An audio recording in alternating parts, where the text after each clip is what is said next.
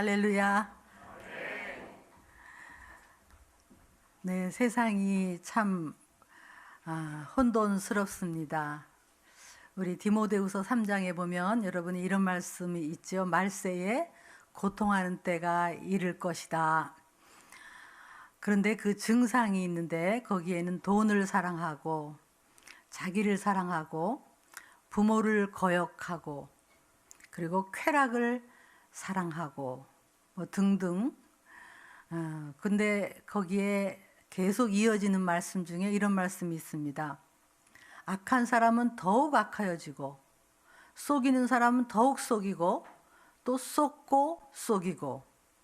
그래서 우리는 사실 이 악한 세력들에 의해서 속고 있는 줄도 모르고 있습니다. 우리의 젊은이들, 다음 세대, 학교가 진리의 전당이 아닙니다. 더 이상 학교는 진리의 전당이 아닙니다. 또 대학도 절대로 진리의 전당이 아닙니다.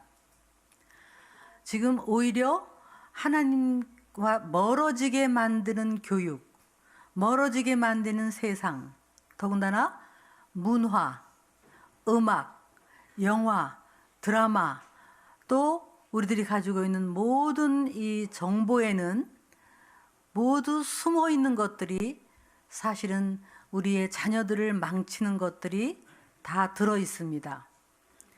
내 자녀는 저절로 잘 될 거라는 생각을 가지면 큰 오산입니다. 여러분 자녀가 태어나면 다 너무 사랑스러워요. 얘가 잘 될 거야. 그런 믿음은 좋지만 세상은 만만치 않습니다. 얼마든지 잘못될 수 있습니다. 미안한 얘기지만. 그래서 자녀 교육은 영적 싸움이고 그리고 다음 세대 쉽지 않습니다. 차세대 쉽지 않습니다. 이런 때에 우리가 자녀를 키우는 것입니다. 옛날에 독일 동화에 이런 동화가 있었어요. 피리 부는 사람이 나타나요. 근데 피리를 하도 아름답게 부니까 나중에는 그 동네의 모든 아이들이 그 피리 부는 사람을 따라서 어디론가 사라져 버렸어요. 물속에 빠졌는지 없어져 버렸어요. 그런 동화가 있었어요. 어쩌면 지금도 세상에 많은 이런 쾌락과 또 잘못된 사상과 문화, 애들이 듣는 음악조차도 우리 아이들의 영혼을 현혹시켜서 그것은 어디론가 우리 아이들을 데려가고 있습니다. 마귀의 목적은 하나예요. 마귀의 목적은 자기만 가기 싫어서 그 자기들이 어차피 가야 할 그 무적행으로 될 수 있으면 많은 영혼들을 같이 끌고 가려는 게 마귀의 목적입니다. 거기에 우리 아이들이 있습니다. 그래서 우리가 자녀를 사랑한다는 것이 그냥 되는 게 아니에요. 정신을 바짝 차리고 이것은 영적 싸움이다. 그래서 태어날 때부터 얘들의 영혼을 지키는, 그래서 이것은 사실 혼자 되는 일이 아니에요. 교회와 더불어 해야 되고, 제가 이렇게 다녀보면 교회에서 여름 수련회 뭐 이런 걸 해, 중고등부 수련회 하는데요. 중고등부 수련회 하는데 아이들을 굉장히 즐겁게 하는 프로그램을 해요. 그리고 웬 간식을 그렇게 많이 줘요. 평소에도 맨날 먹는 애들 무슨 야구르트에다가 무슨 과자를 그렇게 많이 줘요. 여러분 젊은 애들이요, 그런 걸 원하는 게 아닙니다. 우리 아이들이요, 교회 와서 나를 즐겁게 해주는 것을 원하는 게 아니에요. 사실은 그 영혼 깊이, 특히 10대를 통과할 때는 얘네들에게도 진리, 예수님을 적당히 넣어주면 안 되고 확실하게 넣어주면 걔네들은 이 세상을 이깁니다. 적당히 하면 안 돼요. 교회도 적당히 다니는 사람은 죽도 밥도 아니에요.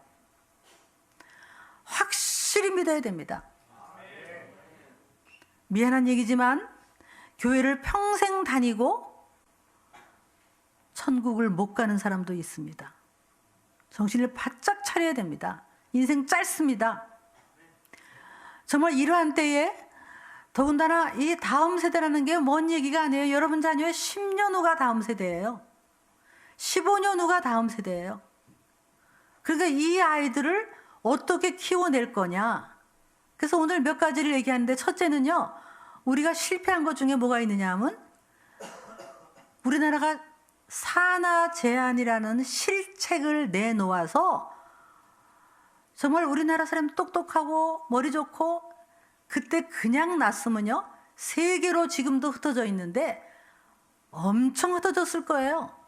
그러면 가는 곳마다 교회를 만들고 가는 곳마다 선교를 하고 가는 곳마다 두각을 나타내서 한국의 국위가, 대한민국의 국위가 엄청 올라갔을 텐데 정말 나라가 실책을 했어요.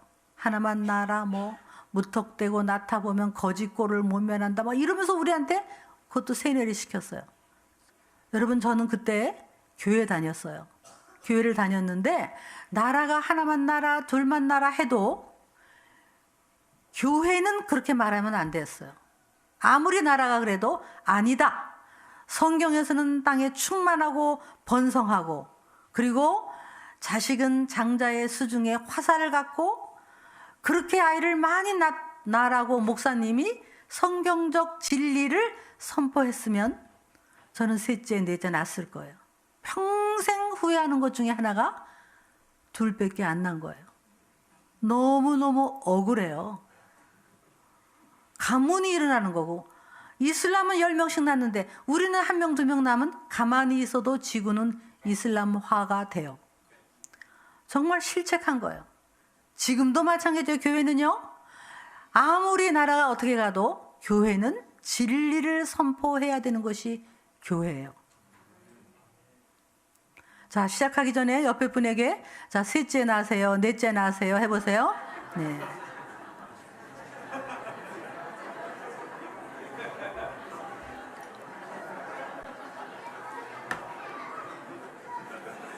네.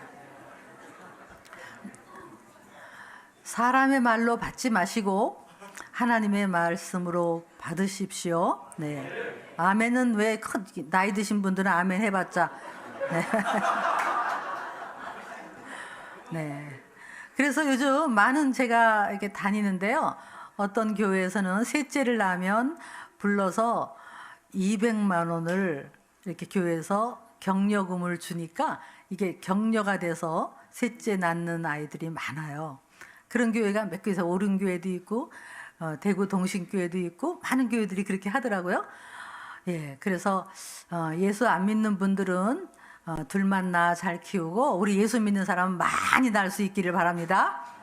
네, 그래서 다음 세대를 일으켜야 돼요. 다음 세대.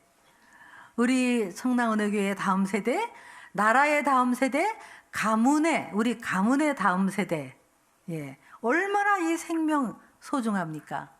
예. 그런데 이제 많이 나서 이제 잘 키워야 되는데 이게 또 만만치 않다고 그랬어요. 잘 키우는 게 쉬운 게 아니란 말이에요.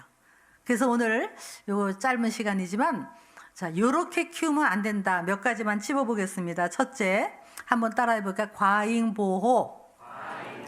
네. 해주고 해주는 게 사랑 아닙니다. 사주고 사주는 게 사랑 아닙니다.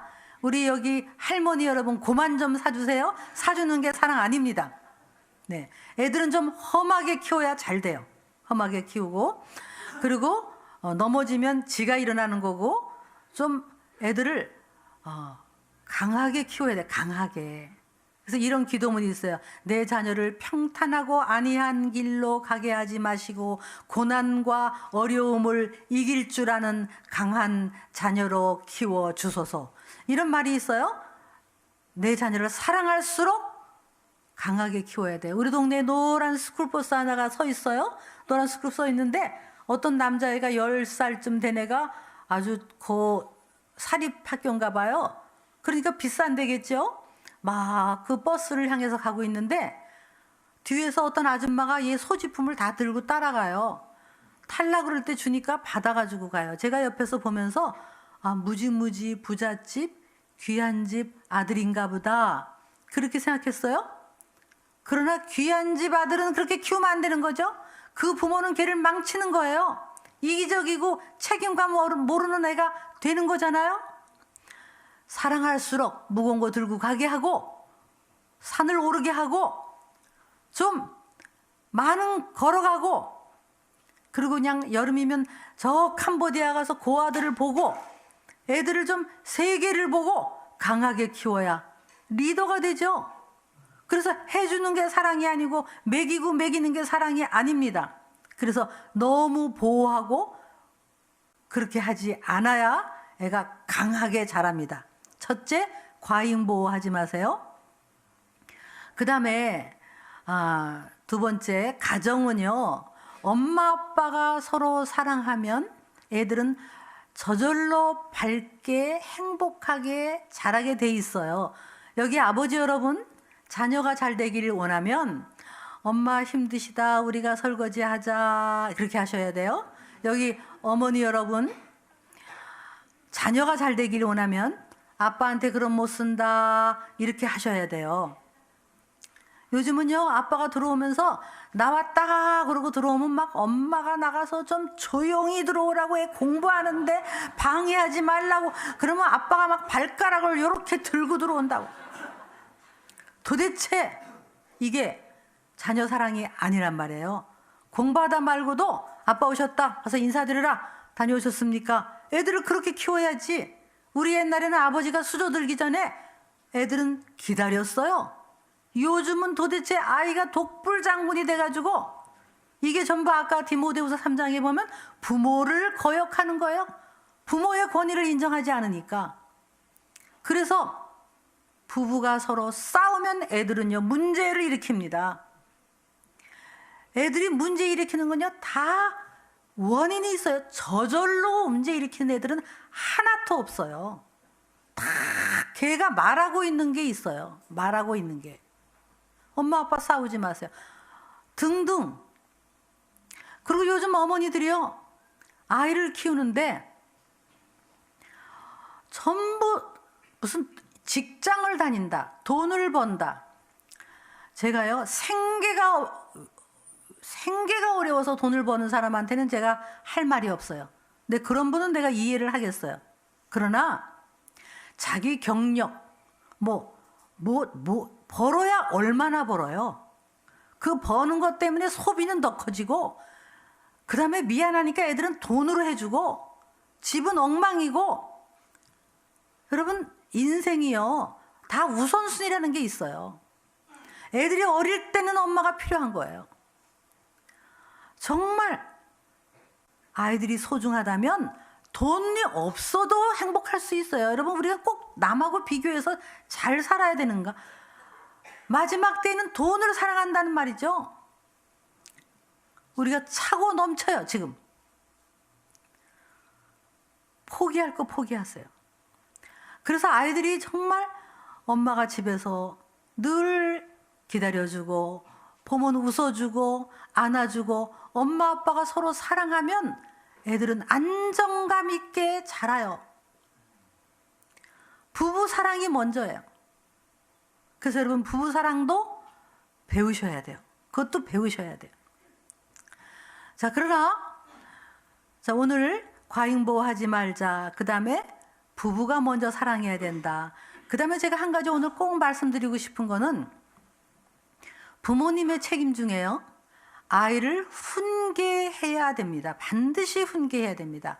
그러려면 부모가 권위가 있어야 돼요. 권위가. 자, 권위가 있으세요, 여러분? 자, 아이한테요, 만약에 권위가 있으려면요, 엄마가 약간 넘어셔야 돼요. 아빠도 약간 넘어셔야 돼요. 약간을 집어넣은 이유는 애를 막 무섭게 하라는 얘기가 아니고요, 약간 넘어셔야 돼요. 그래서 예를 들면 그건 안 된다 했으면 안 돼야 돼요. 한번 해볼까요? 옆에 있는 사람이 네라고 생각하고 그건 안 된다 해보세요.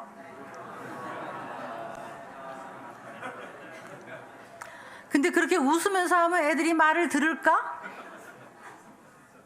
그거는 안 되는 거야. 그럼 애들이 말을 들을까? 안 되지. 이런 말을 들어요? 착하지. 여러분 아이가 착해요?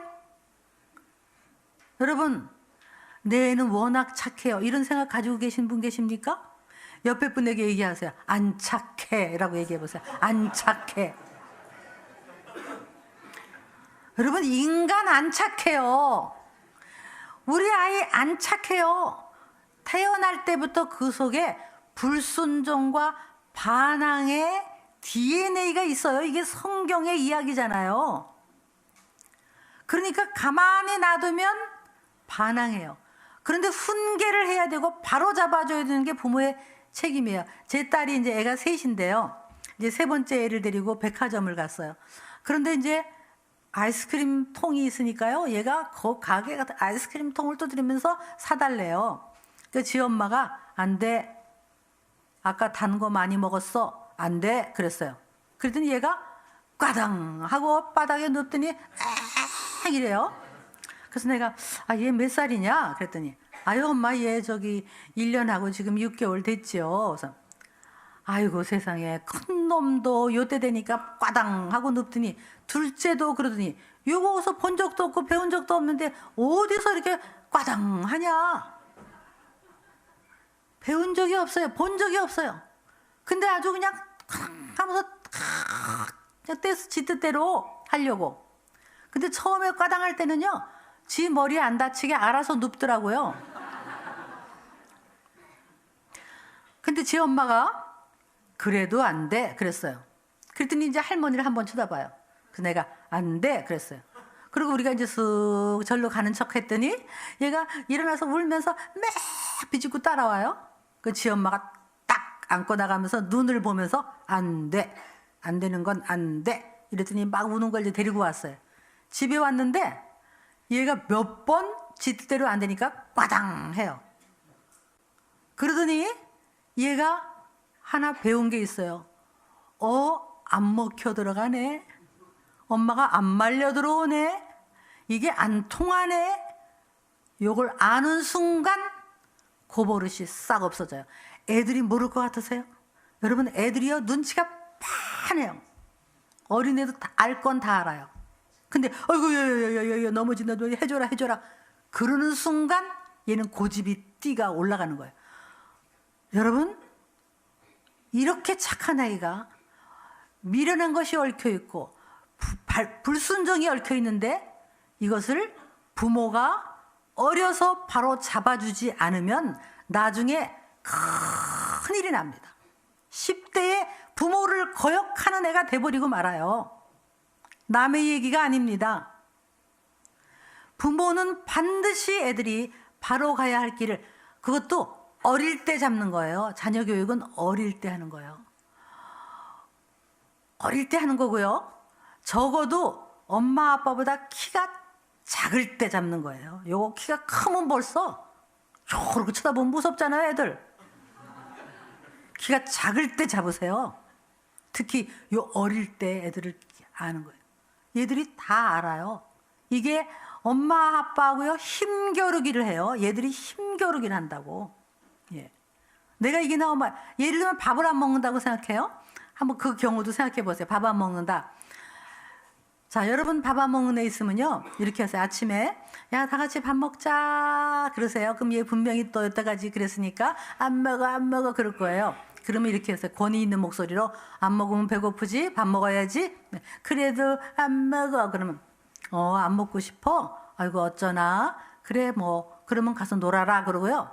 싹 먹고 싹 치우세요. 30분 이상 끌지 마세요. 싹 치우고 그리고 점심때까지 얘 아무것도 주지 마세요. 우유도 주지 마시고 요구르트 주지 마시고 과자도 주지 말고 점심때까지 일체 밥 얘기 안 하는 거예요. 그리고 엄마는 그냥 속으로 기도하시고 그냥 편안하게 해주세요. 눈 마주치면 사랑해 그러면 돼요. 그냥 점심때 밥을 차리세요. 자 권위 있게 자 우리 다 같이 점심 먹자 이제 그래요.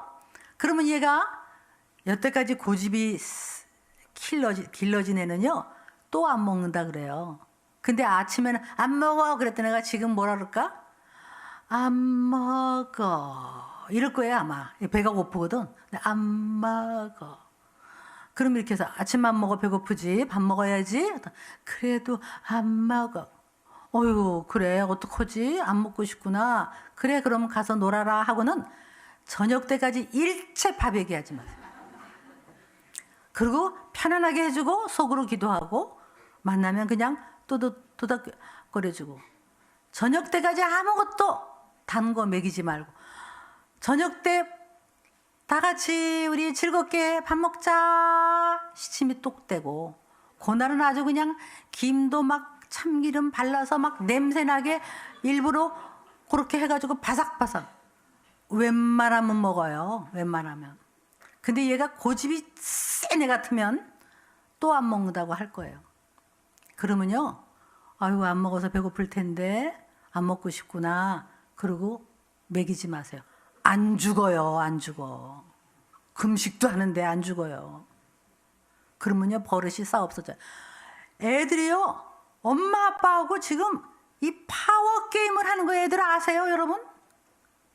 이거를 말려 들어오시면 애들이 원하는 거는 오히려 나를 좀 잡아주세요. 헬렌 켈러 이야기 아시잖아요. 헬렌 켈러가 부잣집 딸이에요. 근데 온 장애가 왔죠. 가정교사가 와보니까 얘가 온 데를 뒤집고 다녀요. 선생님이 이걸 스탑시키려고 했더니 그 아버지가 놔두세요. 불쌍한 애입니다. 얘가 천사 같은 애였습니다. 내버려 두세요. 그때 이 선생님이 한 말이 책에 써 있죠? 뭐라고 써 있어요? 대개 따님이 천사였을지 모르지만 악마가 되어가고 있습니다. 악마로 키우실 겁니까? 기분 나빠했죠? 그러나 이 선생님이 단둘이 가서 정말 뒤집어 엎으면 꼭 끌어안고 밥을 치우고 아무도 내 편 안 드는구나. 이 선생님의 권위에 순종하지 않으면 밥도 못 먹는구나 하고 딱 순종으로 들어가는 순간 그 아이는 그런 장애를 가지고 최고의 하나님께 영광 돌리는 삶을 산 것은 그 선생님이 권위를 가지고 사랑했기 때문이란 말이에요. 부모들이 이걸 잃어버리면 안 돼요. 애한테 말려 들어가면 안 돼요. 놔둬라 기죽인다. 그 불순종의 기는 죽여야 된단 말이에요. 이거를 좀 제발 여기 자녀가 잘 되기를 원하면 안 되는 건 안 된다. 여러분이 기회가 있으면 나중에 제 책이 있으니까 책을 구입하세요. 부모교실이라는 책. 그래서 그걸 좀 봐주셨으면 좋겠는데요. 거기에 권위에 대해서 특별히 뭐가 나오냐면 다른 건 좀 책을 보시고요. 권위가 쓰려면 엄마 아빠가 같아야 돼요. 무슨 소리예요? 엄마가 안 된다. 그러면 아빠도 같이 안 된다고 해야 애가 들어요. 그잖아요? 근데 뭐 엄마는 안 된다. 아빠는 내비둬라. 할머니는 기죽이지 마라. 이러면 애들이 어떻게 순종하겠어요? 여기 할머니 여러분. 할머니 같은 분이 안 보이시네. 애 엄마가 예를 들면 애 야단을 쳐도요. 가만히 계세요. 아니면 엄마 말 들어라. 그렇게 하셔야 돼요. 근데 너네 가지고 왜 그러냐? 걔가 뭘 안다고? 넌 나한테 불만 있냐? 이러시면 안 된다고. 어른이 똑같아야 돼. 예. 여기 오늘 같이 오셔야 돼요. 항상 엄마 아빠. 근데 여기 우리 어머니만 오신 분. 자 오늘 집에 가서 내가 애를 야단을 쳤더니 남편이 그거 해가지고 왜 그래? 이러면 이렇게 하세요. 남편 보고 잠깐만 방으로 들어오세요. 그러세요. 그리고 이렇게 얘기하지. 내가 애를 야단칠 때 혹시 내가 잘못돼도 그 자리에서는 엄마의 권위를 좀 세워주면 내가 애들 키우는데 도움이 되겠다. 나중에는 당신이 말하면 다 듣지만 애 앞에서는 나를 지지해달라. 이렇게 아주 눈을 쳐다보면서 똑 부러지게 얘기하세요. 그러면 남편이 컨셉이 있네. 좋아해요. 그건 엄마 아빠의 이게 막 규칙이 다르고 일관성이 없고 어떤 때는 된다 어떤 때는 안 된다 막 이러니까 애들이 불안한 거예요. 뭐 우리 애는 뭐 착하다 이거 꿈 깨세요. 안 착해요. 인간이 안 착하다니까요. 그러나 순종을 가르치면 착하는 거예요. 순종도 훈련이에요. 훈련. 어릴 때 순종을 훈련시켜야 돼요. 그런 애들은 평생 순종의 영이 있어요. 질서가 있는 거예요. 질서. 이거를 제가 얼마나 정말 강조를 해야 될지. 자녀를 사랑할수록 약간 엄하게 안 되는 거 안 된다. 부부가 딱 하나가 되어서 애들을 질서 있게 잡아주면 그 아이는 이 세상에서 부모에게 순종하고 하나님께 순종하는 자녀가 될 줄 믿습니다. 첫째, 과잉보호하지 마시고 너무 자녀가 중심이 아니라 부부가 사랑해야 된다. 세 번째, 권위가 없으면 자녀 망친다. 그 다음에 한 가지, 여러분 자녀를 사랑하셔야 되는 거 우리가 맞죠. 너무나 자녀를 사랑해야 돼요. 근데 특히 여러분, 저는 조금 아까 우리 이제 아기가 한 6개월 된 엄마하고 지금 좀 만나서 이렇게 있다 왔어요. 근데 이제 엄마가 이렇게 아기를 안고 있는 거 보니까 참 보기가 좋아요. 근데 저는 이렇게 이제 지하철을 타도 누굴 보면 그 엄마가 애를 안고 있으면 벌써 이렇게 느껴져요. 뭐가 느껴지냐면, 아, 저 아이가 굉장히 안정감이 있다. 이런 애가 느껴지고, 어떤 애는 안정감이 없는 애가 있어요. 벌써 5개월, 6개월 돼도. 뭔가 이게 어떤 엄마가 저번에 한번 지하철을 탔는데요. 어떤 엄마가 애를 탁 안고 있는 거예요. 제가 탁 보니까 얼마나 아이하고 엄마가 얼마나 이렇게 아주 안정감, 아주 포근한 게 느껴지는 거예요. 아유, 저 엄마는 애를 참 잘 안고 있구나. 이런 생각이 들어서 참 좋더라고요. 근데 얘가 이제 엄마 속에 탁 있다가 요렇게 얼굴을 내밀으면서 이제 나를 쳐다보는 거예요. 옆에 있는 나를. 그래서 내가 이제 세상을 대변하는 거니까, 이러면 안 되잖아요? 그래서 내가 까꿍, 까꿍, 세상은 좋은 거란다. 그런 마음으로 까꿍 그랬어요. 그랬더니 얘가 엄마 속으로 쏙 들어가요. 그러더니 또 요러고 또 나를 쳐다봐요. 근데 까꿍 그러니까 또 쏙 들어가요. 마치 엄마는 얘한테는 마치 홈 그라운드, 베이스 캠프. 그 엄마 속에 들어가서 그 다음에 세상을 내다보는 거죠. 그 얘가 이제 안정감이 있으니까 까꿍. 나중엔 제가 이제 안 쳐다봐도 지가 먼저 나를 자꾸 쳐다보면서 나중에 귀찮을 정도로 지가 그래요. 그래서 아유 참 저 엄마는 그림이 너무 이뻐요. 근데 어떤 엄마는 애를 낳기는 낳아놓고 정신이 없어. 막 분주하고 안아주지도 않고, 그리고 무슨 돈을 얼마나 버는지 모르지만 애를 여기다 맡기고 저기다 맡기고 저기다 맡기고 애가 어디다가 정을 붙여요. 그런 애가 나중에 점점 나이가 들수록 1살, 2살, 3살, 4살 돼도 얘한테는 안정감이 없는 거예요. 그러니까 이 엄마들이 사랑한다는 게요, 해주고 돈으로 사랑하는 게 사랑이 아니고 정말 어릴 때는 엄마가 필요한 거예요. 그래서 아이를 안아주고, 정말 그 아이에게는 이 엄마는요 우주와 같아요. 우주와 같아요. 엄마 안아주는 거예요. 그리고 나서 이제 사실 제가 오늘 은혜에 대해서 얘기하는데요, 은혜를 제일 묘사할 수 있는 게 엄마예요. 여러분, 엄마가 모유를 먹이는데요, 예를 들면 모유를 먹이는데 생각해 보세요. 얘가 이뻐서 먹여요, 미워서 먹여요, 뭐 잘해서 먹여요, 뭐 해서 먹여요. 얘는 잘한 게 하나도 없어요. 똥 싸고 오줌 싸고 뭘 잘했어요. 그런데 그냥 모유를 먹이는 거예요. 그러면 오늘 우리 읽은 말씀에 이런 거 있잖아요. 은혜로 인하여 믿음으로 말미암아 구원을 얻었나니 아무도 자랑할 수 없다. 행위에서 난 것이 아니. 이 말씀을 한번 적용을 해보면 얘한테 은혜는 엄마의 모유예요. 얘는 이 모유가 없으면 죽어요. 그죠? 우리는 하나님의 은혜가 없으면 죽어요. 은혜는 받아도 되고 안 받아도 되는 게 아니에요. 받으면 좋은 게 아니에요. 안 받으면 죽는 게 은혜예요. 세상 사람은 은혜를 안 받아. 은혜 필요 없다. 우리는 은혜가 필요해서 온 사람들이에요, 여기. 그런데요, 그 애기에게 은혜는 모유고요, 그 애기에게 믿음은 뭡니까? 걔가 무슨 믿음이 있어요? 걔한테 믿음은요, 엄마의 모유를 받아 먹는 거예요. 받아 먹는 게 믿음이에요. 그래서 마치 거지에게, 마치 왕이 와서 얘를 도와준다고 하면 거지의 믿음은 도움을 빈손 들고 나가서 그냥 자격 없이 그 도움을 받는 게 믿음인 것처럼 애기에게 모유는 은혜고, 그 다음에 얘의 믿음은 그걸 꼴깍꼴깍 꼬르륵 꼴깍 먹는 거예요. 먹으면 얘가 살이 찌고 막 크고 막 이 모유가 얘한테는 막 생명이 되는 거예요. 하나님의 은혜가 우리한테 왔으면 우리는 받는 거예요. 받는 거. 받는 게 믿음이에요. 받는 게. 그래서 여러분 마가복음 10장에 예수님이 어린아이와 같이 받지 아니하면 천국에 들어갈 수 없다. 근데 이 받지 않으냐면요, 아이고 우리나라 말 번역에 어떤 번역에 받들지 아니하면으로 잘못 번역이 됐어요. 그건 아주 잘못된 번역이에요. 여러분 성경은 무오하지만 번역이 무오한 건 아니에요.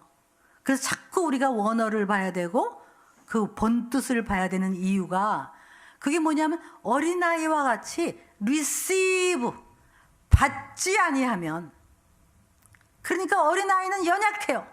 그러니까 위에서 내려오는 하나님의 도우심 구원을 자격 없는 손으로 그냥 받는 거예요. 염치 없이. 그래서 행위에서 난 것이 아니라 아무도 자랑할 수 없다. 이게 오늘 본문이에요. 근데 이걸 제일 우리가 많이 알 수 있는 게 어머니라니까요. 어머니는 아이한테 그냥 모유를 주고 안아주고 잠을 못 자도 얘한테 사랑을 주잖아요. 어느 어머니가 그러겠어요. 어머니는 그러는 거예요. 모성이.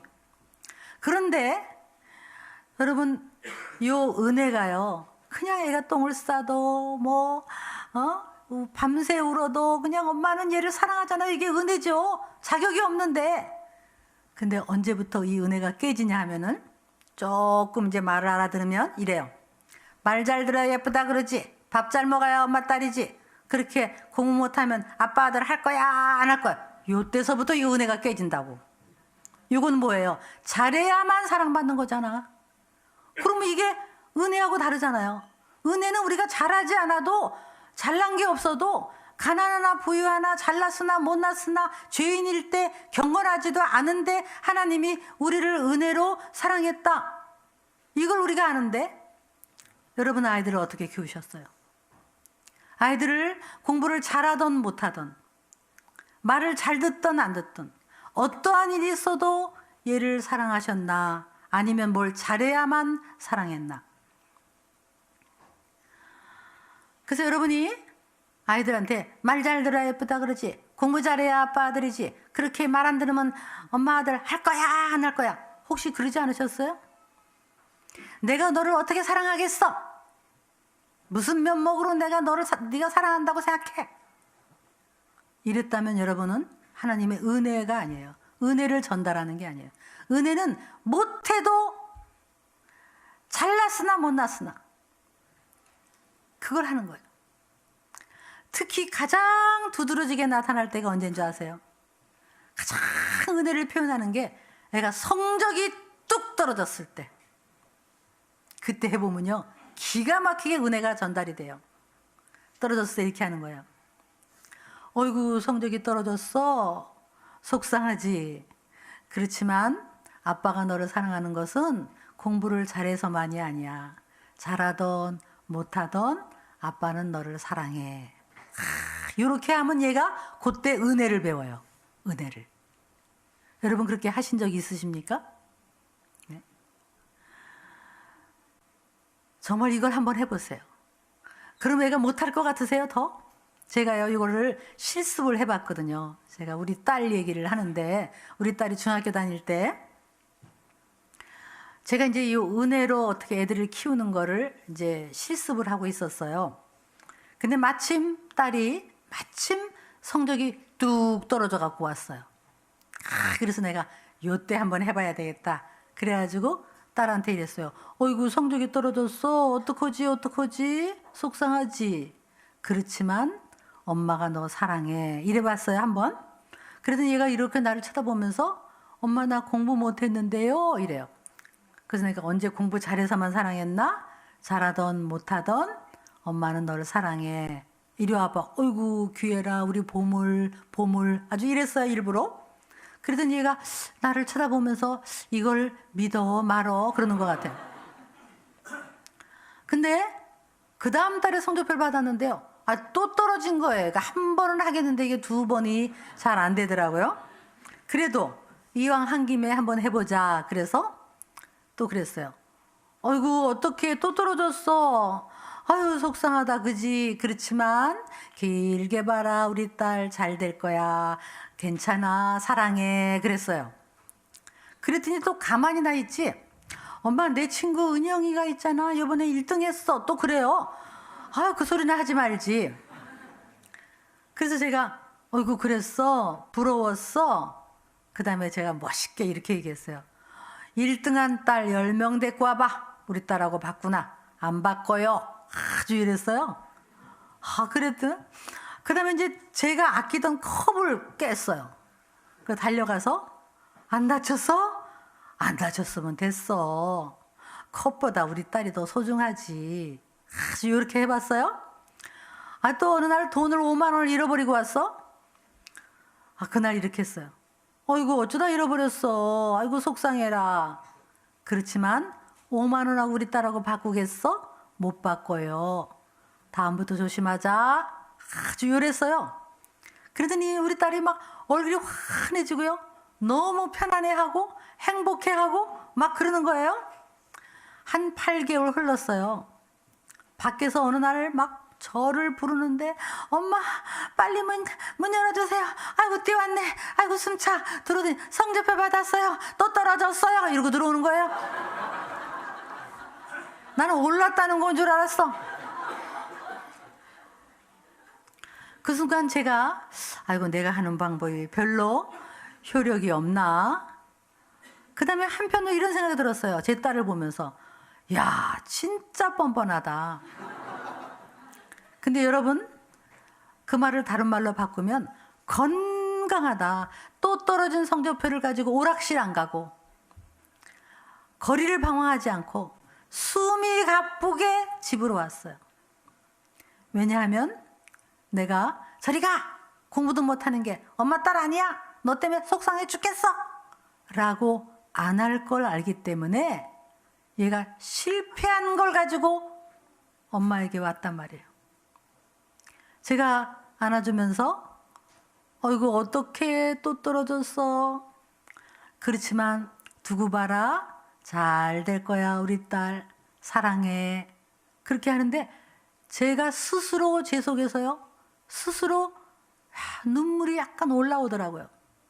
왜냐하면 바로 이것이 하나님의 사랑이에요. 내가 또 넘어지고 또 실패해도 한 번도 나를 거부하지 않으시는 하나님. 오기만 하면 맞아주시는 하나님. 그걸 내가 느꼈어요. 그래서 제가 우리 딸 잘 될 거야 두고 봐라. 그러더니 가만히 나 있지. 또 엄마 우리 학교 앞에 문방구예요. 돈을 조금 내면요 성적표를 똑같이 숫자만 다르게 찍어주는 데가 있어요. 오래된 얘기지만 왜 우리 자녀가 위조해 갑니까? 얼마 전에도 신문에 났어요. 수능 점수를 위조했다고. 엄마 사랑받고 아빠 인정받으려고 공부 잘해야만 인정하고 성공해야만 인정하는, 어디 성경에 그렇게 써 있습니까? 제 딸은요 열등감이 없어요. 항상 밝아요. 그리고 항상 긍정적이고 무엇보다도 예수님을 너무너무 사랑하는데 저한테 이런 얘기를 해요. 엄마, 내 친구들은 하나님의 사랑이 느껴지지가 않는데 하나님의 은혜가 뭔지 잘 모르겠대. 나는 그걸 아는데 쟤네들은 왜 모를까? 몰라요. 애들은 부모를 통해 그거를 느껴야 되는 거예요. 내가 가장 실패했을 때, 가장 어려울 때, 가장 그럴 때 우리는 두 팔 벌려 안아주면서 너는 내 보물이다. 천만금을 주고도 너를 바꿀 수 없다. 잘 될 거다. 그렇게 하는 게 부모예요. 그게. 여러분 자녀하고 성적하고 바꾸지 마시라고. 그래서 아이들을 자꾸 품어주셔야 돼요. 품어주셔야 돼요. 안아주시고 품어주시고, 그리고 제발 좀 아이들에게 지적하고 비난하고 야단치고, 그리고 이런 말 많이 하지 마세요. 더 잘해라, 열심히 해라, 차질 없이 해라, 단단히 해라, 미리미리 해라, 철저히 해라, 실수 없이 해라, 최선을 다해라, 더 잘해라. 이 소리 좀 하지 마시라고. 정말 잘했다, 그만하면 잘한 거야, 길게 봐라, 잘 될 거다, 너는 잘 되게 돼 있어, 이렇게 얘기해야지. 더 잘해라, 실수하지 말아라. 실수하지 말라는 얘기는 아무것도 하지 말라는 뜻이잖아요. 여러분은 어떠셨어요? 한 가지 제가 물어볼게요. 아이를 보면 항상 이렇게 흐뭇하고, 아이고 그래 난 너만 보면 기쁘다, 길게 봐라, 잘 될 거다, 야 그만하면 잘했다, 사람이 실수할 수도 있지, 난 너만 보면 좋아, 이러고 아이만 보면 자꾸 웃으세요? 아니면 아이만 보면 약간 마음에 안 드세요? 어떠세요? 어느 쪽이세요?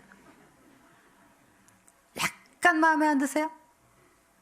누구만 보면 약간 마음에 안 드세요? 특히 아이들 중에서 특히 누구만 보면 약간 마음에 안 드세요? 옆 사람한테 난 누구 보면 특히 마음에 안 든다.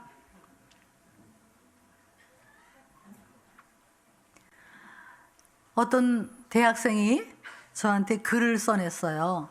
이런 글을 썼어요. 우리 아버지는 두 얼굴을 갖고 계시다. 큰아들인 나를 보는 얼굴과 밑에 여동생을 보는 얼굴이 다르시다. 여동생은 10번 못하다 한 번만 잘해도 잘했다 그러시는데 나는 아무리 해도 항상 못마땅해 하신다. 나도 아빠한테 인정받고 싶고, 그래서 어느 날 공부를 했는데 성적이 갑자기 확 뛰어올랐대요. 그래서 그날은 아빠를 기다렸다가 다녀오셨습니까? 아빠 성적이 많이 올랐어요. 갑자기 올랐어요. 5등 안에 훅 들어갔어요. 근데 아빠가 이러고 보다가 성적표를 휙 던지면서 야 임마, 너 이 성적 가지고 서울에 있는 대학 못 간다. 정신 바짝 차리고 더 열심히 해. 알았지? 너만 생각하면 걱정이다. 그 밑에 그 학생이 이렇게 썼어요. 그 순간 내 마음속 깊은 데서는 분노가 치밀어 왔다. 그리고 나는 결심했다. 다시는 공부 안 하겠다고. 여러분 자녀가 분노하는 거 알고 계세요? 계속 더 잘해라. 아빠 영어 100점 받았어요. 그러면 수학은 어떡하냐, 수학은. 엄마 수학 100점 받았어요. 니네 반에 100점이 몇 명이냐, 뭐. 이번에 시험이 쉬웠냐, 뭐. 여기 청라에서 잘하는 건 잘하는 게 아니다, 뭐. 세상은 넓다, 뭐. 경쟁은 치열하다, 뭐. 어떤 애가 바이올린을 한대요. 어디서 1등을 했어요. 박수를 막 받고 내려오는데 엄마가 두 번째 줄에서 박자 틀렸다. 계속 더 잘해라, 더 잘해라. 계속 마음에 안 들어. 여러분 애들에게 절대로 해서는 안 될 소리요. 실망스럽다, 마음에 안 든다, 뭐 하나 제대로 하는 게 없다. 이 소리는 절대로 하면 안 되는 거예요. 애들이 상처를 받아요. 혹시 그런 소리 한 분 계시면 회개하셔야 돼요. 회개. 여러분 하나님이 여러분을 보시면 어떻게 보실 것 같아요? 약간 마음에 안 들을 것 같으세요? 여러분 우리가 잊지 말아야 될 것은 하나님은 우주를 만드신 하나님이고 우리는 피조물이에요. 피조물. 우리가 국내선만 타고 가도요 인간이 먼지처럼 보이지도 않아요. 그런 먼지끼리 네가 조금 더 잘하냐, 조금 더 착하냐, 뭐 얼굴 까만 사람끼리 조금 더 세수했냐,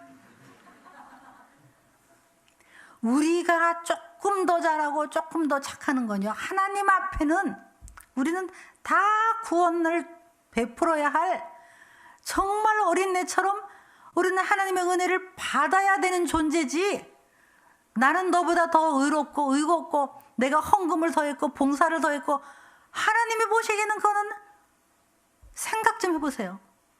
우리가 처음부터 끝까지 잊지 말아야 될 것은 하나님은 하나님이시고 우리는 피조물이에요. 그래서 은혜로 구원해야지 행위로 구원할 수는 없는 거예요. 어떤 사람이 행위로 구원을 받겠습니까? 그것처럼 부모는 하나님을 대신하는 거예요. 아이들은 자라면서 우리를 통해서 하나님의 그 사랑, 하나님의 은혜를 경험해야 되는 거예요. 그러니까 여러분이 아이들이 가장 어려울 때 그 얘기를 하셔야 돼요. 제가 아까 딸 얘기했죠. 근데 제 아들은 또 제가 딸은 이 정말 은혜의 법으로 이렇게 아이를 키웠어요. 실수를 해도 성적이 떨어져도 잘 될 거다 이렇게 키웠어요. 근데 아들은 또 우리 남편이 특히 아들한테 기대가 크잖아요. 여러분 다 기대가 크죠. 큰애한테. 그래서 저희 남편의 어록집, 열심히 해라, 차질 없이 해라, 단단히 해라, 미리미리 해라, 철저히 해라, 실수 없이 해라, 최선을 다해라 뭐 이러는. 그러니까 애한테 계속 잘해도 더 잘해라 더 잘해라 그랬어요. 잘하는 것은 속으로 좀 흐뭇해하는 게 있지요. 그런데 겉으로는 잘했다는 말 안 하고 더 잘해라 이렇게 얘기했어요. 그러니까 아이가 이제 고등학교쯤 가면서 말이 없어져. 여러분 아이가요 말이 없어진다 그러면 벌써 적신호예요. 불뚝불뚝 화낸다 그러면 적신호예요. 문을 잠가건다 적신호예요. 뭔가 우리를 피한다 적신호예요. 여러분 사춘기 그렇게 안 지날 수 있습니다. 사춘기한테도 애들한테 잘했다, 자랑스럽다, 든든하다, 야 실수할 수 있다, 그러면서 누구나 실수할 수 있다, 길게 봐라, 너만 보면 행복하다 그러면요 애들 방문 안 잠가 겁니다. 그런데 저도 이제 우리 아들을 저희 남편이 특히 열심히 해라 막 되게 열심히 해라 막 그렇게 했죠. 얘가 말을 안 하기 시작한 다음부터 하여간 대학교 간 다음부터 얘가 완전히 멀어졌어요. 그래갖고 아주 거의 연락도 안 받고 우리가 전화하면 전화도 안 받아요. 그러면서 우리한테만 멀어진 게 아니라 하나님하고도 멀어졌어요. 아들이. 참 얼마나 우리가 힘들었는지 몰라요. 기도도 많이 하고. 나는 우리 애는 착한 줄 알았더니 안 착하더라고요. 담배 냄새가 나요. 웬 냄새가 나냐 그랬더니 내 친구들이 옆에서 펴서 그래요. 몸에 뱄나 봐요. 저는 우리 아들은 착하니까 거짓말을 안 하는 줄 알았어요. 가방에서 담배가 탁 털어져. 웬 담배냐 그랬더니 내 친구가 여기다 집어넣네. 그것도 믿었어요. 내 애는 착하니까. 그런데 여러분 자기 자녀를 제일 모르는 사람이 부모다 이런 얘기가 있어요.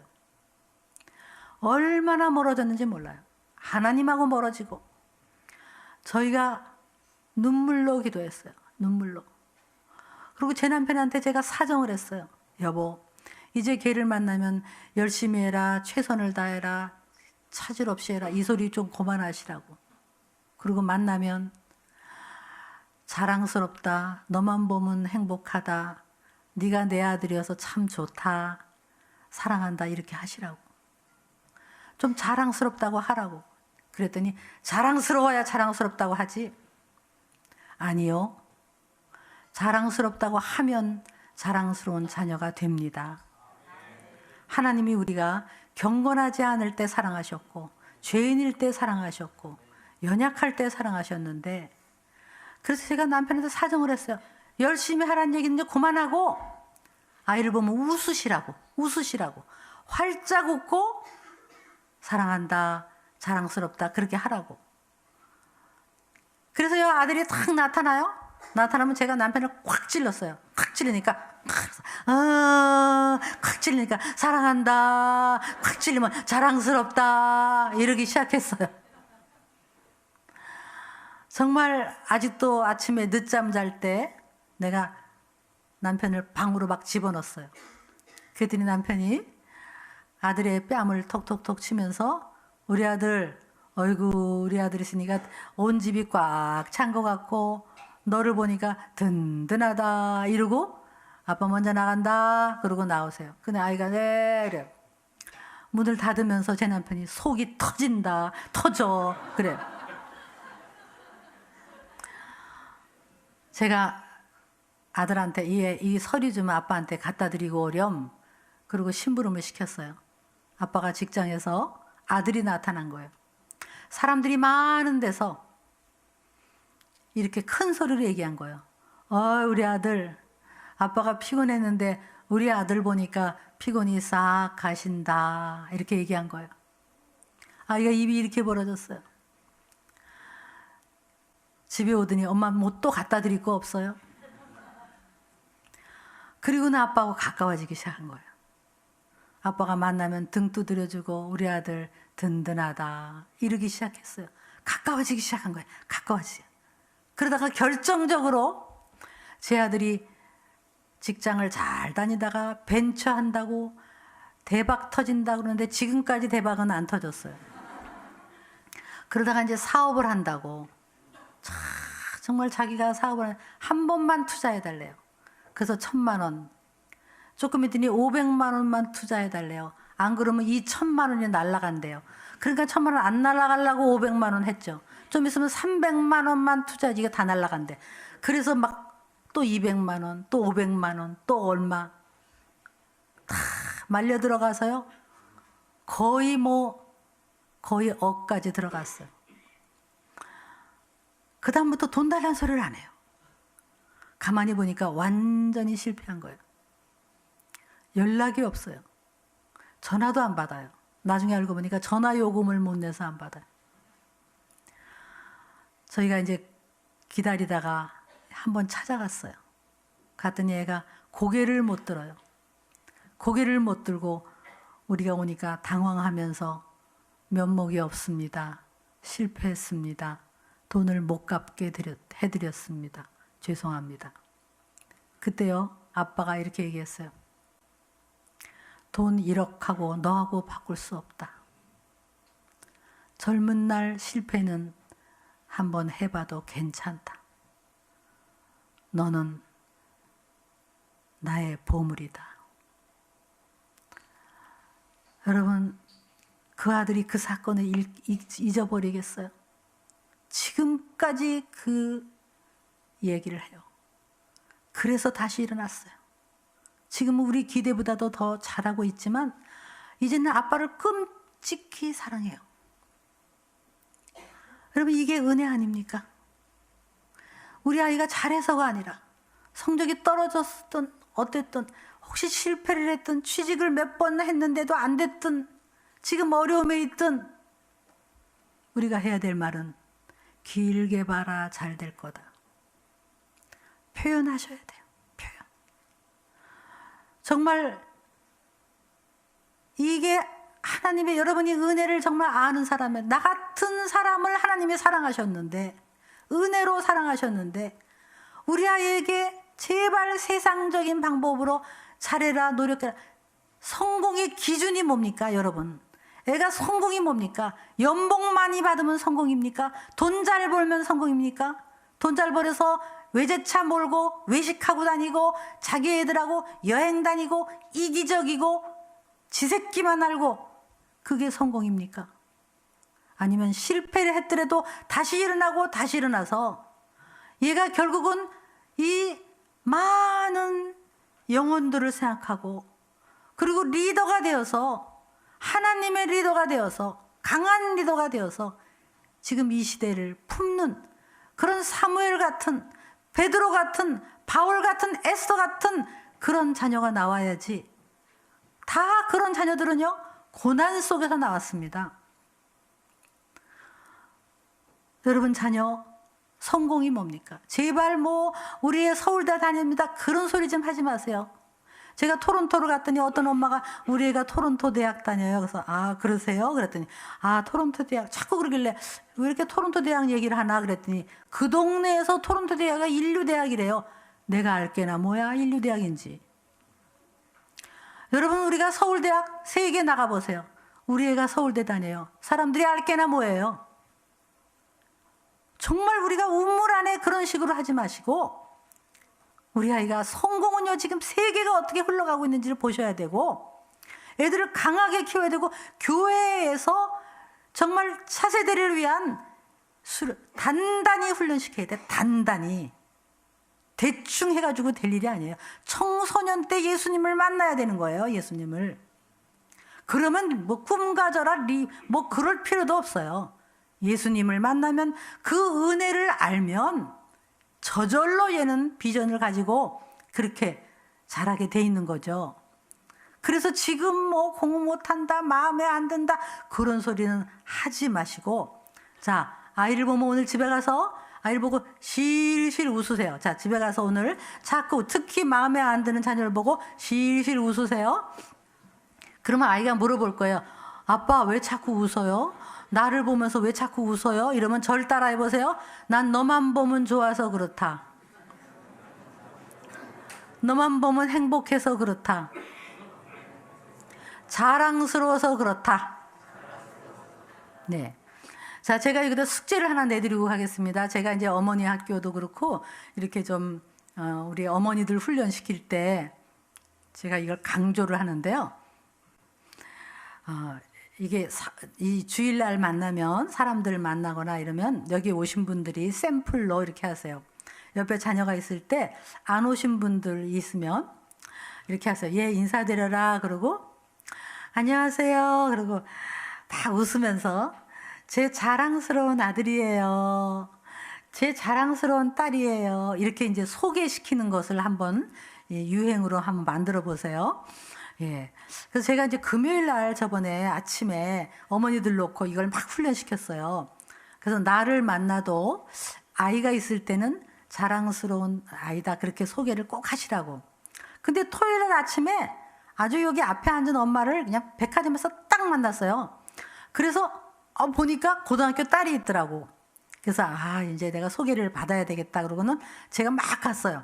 가가지고 딱 안녕하세요. 제가 먼저 그래서 했더니 저를 보더니 어머 그래요? 그래서 이제 옆에 딸이 있으니까 제가 계속 서 있었죠. 그게 제가 안 가니까 이 엄마가 참 그러더니 얘 인사드려라 그러면서 막 웃으세요. 그러더니 제 딸이에요 그러고 웃어요. 근데 뒤에 무슨 말이 나와야 되는데 안 나오는 거예요. 그래서 제가 기다리다가 안 되겠다. 복습을 해드려야 되겠다. 그래서 내가 어머 따님이세요. 정말 이쁘다. 자랑스러우시겠다. 자랑스러우시죠? 그랬어요. 그러더니 그 엄마가 알고 보면 그렇지도 않아요. 그래요. 야 진짜 안 변해. 어떤 아버지들은요. 인사드려라. 이놈이요. 이름만 명철이에요. 아이고 공부를 못해요. 막 이래요. 이게 우리나라 문화예요. 근데 여러분 그렇게 하지 마시고 정말 이제 문화를 바꾸세요. 아이를 보면 제 자랑스럽습니다. 그렇게 한번 해보세요. 그러면 애가 변해요. 여러분 그게 변하는 애들이 정말 사랑한다, 자랑스럽다, 소중하다. 네가 내 딸이어서 행복하다. 네가 내 아들이어서 든든하다. 잘 될 거다. 길게 봐라. 내 보물이다. 이런 말을 좀 하시라고요. 이런 말. 한번 따라해 볼까요? 사랑한다. 소중하다. 자랑스럽다. 든든하다. 너 때문에 행복하다. 보물이다. 잘했다. 잘 될 거다. 길게 봐라. 자랑스럽다. 그렇게 하시라고요. 네.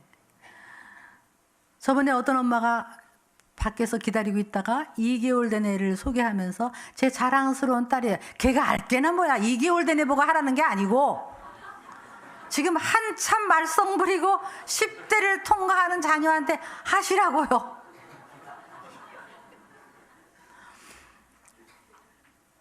여러분 제가 이제 제 책에 이메일 주소가 있어서 이메일이 많이 와요.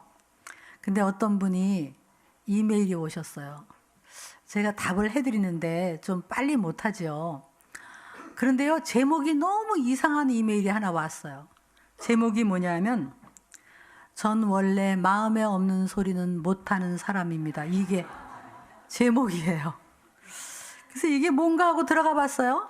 들어갔더니 아들이 있는데 공부를 못한대요. 그래서 서울에 있는 대학을 못 가고 저 지방에 있는 조그만 대학을 가서 엄마는 얘만 보면 창피하고 마음에 안 든대요. 근데 여기서 이제 공부를 하신 거예요. 그런데 얘가 주말에 마침 올라와 갖고 교회에 와서 왔다 갔다 하는 거예요. 아이만 보면 마음에 안 들고 하고 다니는 것도 마음에 안 들고 뭐 좀 부끄럽고 막 이런데 자기가 용기를 내서 정말 마음에 없는 그러나 용기를 내서 권사님 안녕하세요. 제 자랑스러운 아들이에요. 이번 주에 올라왔네요. 이렇게 처음으로 했대요. 자기 속도 오글오글하고 애가 놀래갖고 엄마 왜 이러시냐고 막 그러면서 손을 잡더래요. 한번 하니까 하겠더래요. 집사님, 제 자랑스러운 아들이에요. 목사님 아시지요? 제 자랑스러운 아들 우리 보물이에요. 이번 주에 올라왔어요. 그렇게 3번, 4번 한 거예요. 월요일 날 다시 얘가 새벽에 지방으로 내려갔어요. 내려간 다음에 보니까 식탁에다가 쪽지 하나를 붙이고 간 거예요. 엄마, 감사합니다. 제가 엄마에게 자랑스러운 아들이 되도록 열심히 해보겠습니다. 사랑합니다. 고맙습니다. 그렇게 써놓고 갔다는 거예요. 여러분, 우리는 행위가 아니지만 하나님의 은혜가 너무 감사해서 그 다음에 어떻게든지 하나님께 좀 기쁨이 될까? 그거는 따라오는 거 아니에요? 그게 은혜 아니에요? 여러분에게 제가 과제를 내드리겠습니다. 끝나고 핸드폰을 꺼내세요. 꺼내셔서 여러분 자녀에게 문자나 카톡을 보내세요. 지금 열심히 공부도 잘하고 성공한 애한테는 보내지 마세요. 지금 어렵고 공부 잘 안 되고 뭔지 아빠, 엄마 마음에 내가 미흡하다, 자격 미달이다, 부족하다라고 느끼는 지금 어려운 자녀한테 보내세요. 이렇게 보내세요. 엄마가, 아빠가 오늘 금요일 날 기도하러 왔는데 하나님이 나한테 다시 말씀해 주셨어. 네가 나한테 얼마나 소중한 보물 같은 아들이라고 딸이라고 말씀해 주셨어. 네가 내 딸이어서 고마워. 네가 내 아들이어서 자랑스러워.